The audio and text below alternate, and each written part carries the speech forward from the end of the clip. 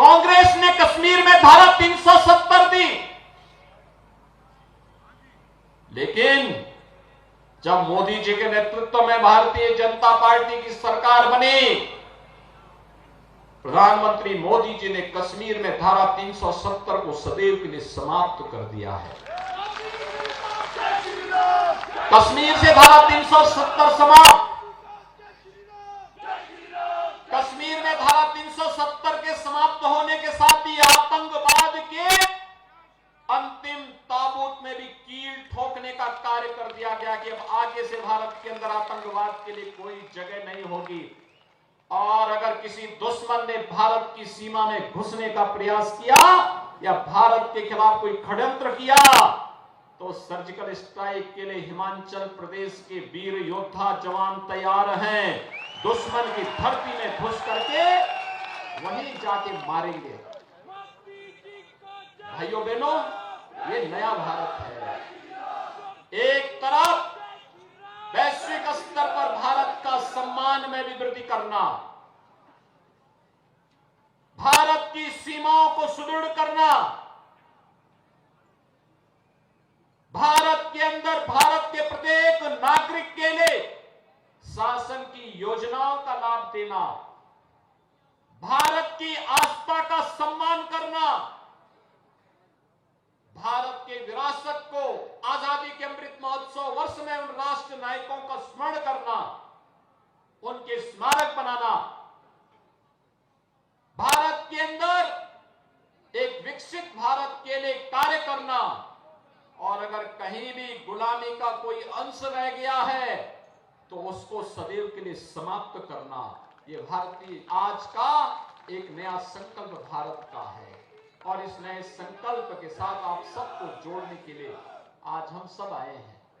और मुझे तो आश्चर्य होता है कि इस देवभूमि में कांग्रेस कैसे है। आप थोड़ा अनुमान कर लीजिए ना। उत्तर प्रदेश 25 करोड़ की आबादी का राज्य है, 403 विधानसभा है उत्तर प्रदेश में, और कांग्रेस के पास कितनी सीट है मालूम है? 2।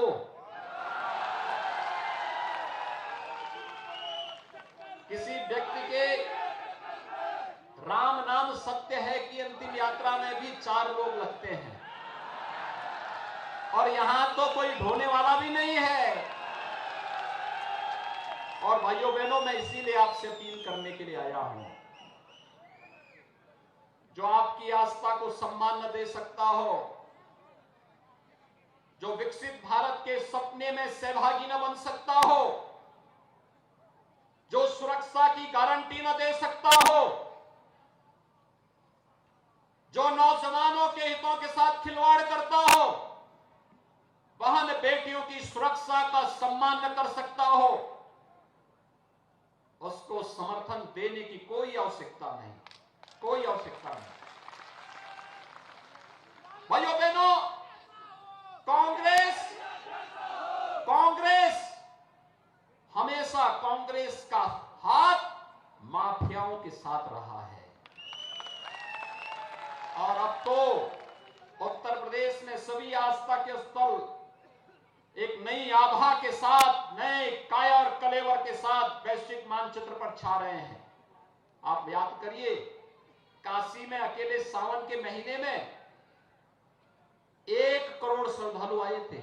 1 करोड़ श्रद्धालु काशी में। अयोध्या में देव दीपावली और इस पूरे महीने लगभग 1 करोड़ श्रद्धालु आए हैं।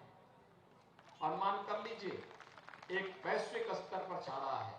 एक तरफ आस्था का सम्मान, इंफ्रास्ट्रक्चर का विकास, और दूसरी तरफ माफियाओं के खिलाफ अभियान उत्तर प्रदेश का आप सब जान रहे होंगे कैसे हम लोग चलाते हैं।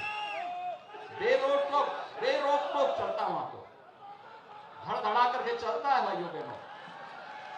और इसीलिए ऐसा न हो कि कोई कमजोर सरकार आ जाए और वहां के माफिया फिर चोरी छिपे दुम दबा करके यहां छुप जाए, फिर यहां से अपनी इस शांत क्षेत्र को, देवभूमि को भी कलंकित करने का कार्य करें। ऐसा कोई भी कार्य मत करना।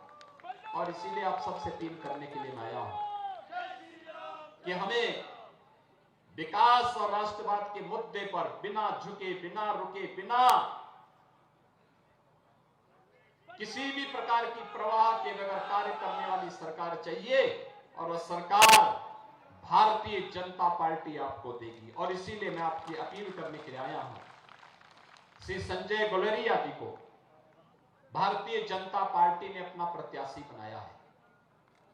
भाइयों बहनों, मैं इस अवसर पर वर्तमान विधायक श्री अर्जुन ठाकुर जी का अभिनंदन करता हूं कि स्वयं इस मंच पर आकर के उन्हें अपना समर्थन देने के लिए आए हैं।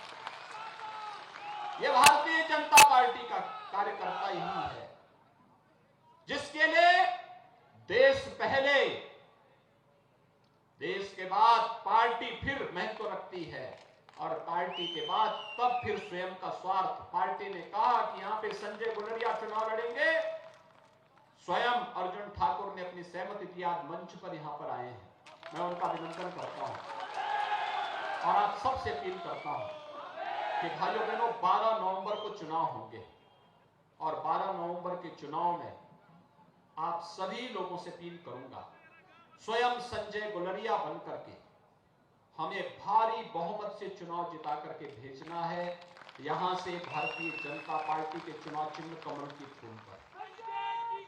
और भाइयों बहनों, हिमाचल प्रदेश की जिम्मेदारी इसलिए भी है, एक और प्रधानमंत्री मोदी जी का यशस्वी नेतृत्व है, प्रदेश में ठाकुर जयराम जी का यशस्वी लोकप्रिय नेतृत्व है, तो दूसरी ओर संगठन के मुखिया भी तो हमारे राष्ट्रीय अध्यक्ष माननीय श्री जेपी नड्डा जी और देश की सरकार के युवा मंत्री श्री अनुराग सिंह ठाकुर जी भी तो इसी हिमाचल की माटी के सपूत हैं।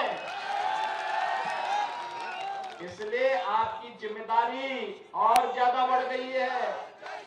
सभी लोग सहमत हैं ना? सभी लोग संजय गुलेरिया बनकर के घर घर जाकर के 12 नवंबर को होने वाले चुनाव में कमल चुनाव चिन्ह पर वोट डलवाएंगे। सभी लोग मेरे साथ बोलेंगे, भारत माता की, भारत माता की।